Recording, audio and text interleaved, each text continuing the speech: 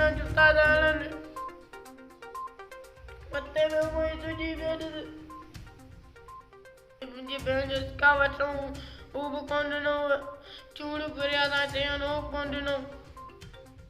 गाड़ो TCF school गाड़ो जे teacher miss Marine press club Keti Bandar गाड़ो जे साफ़ी गुलाम नबी खास के लिए जो पुट 12 साल अली हसन खास के लिए लठन जो वसकारो करे जख्मी करे चलियो साथ मीडिया के बुधायो तो कुछ दिन पहले स्कूल जी टीचर मुझे 5 साल न्याणी सिंधु के स्क्रैप चूणियों वठी रखी छलियों जंहिंजी शिकायत स्कूल जी मैडम ऐं क्लार्क तौर शहर जे मौजूदनि खे कई वई पर कुछ कोन थियो अॼु वरी 6वीं क्लास जे शागिर्द मुझे पुट अली हसन खे बालावा जा मार्केट कई वई आहे जंहिं त टीसीएफ स्कूल में ॿार तालीम पढ़ाइण वञनि था जिन सां स्कूल अमले पारां ग़लत सलूक करे खेनि टार्चर कयो थो वञे स्कूल जी टीचिंग अमले पारां मासूम ॿारनि सां माटली मां वारो सलूक सबबु हितां जे वालदेन में गिनती जी लहर छायल आहे हितां जे सिविल सोसाइटी वालदेन आला इख़्तियारनि खां मुतालबो कंदे घुर कई आहे त टीसीएफ स्कूल गाड़ो ऐं ॿारनि सां पेश ईंदड़ मसइलनि जो नोटिस वरितो वञे ॿी सूरत में सख़्तु एहतिजाज कयो वेंदो।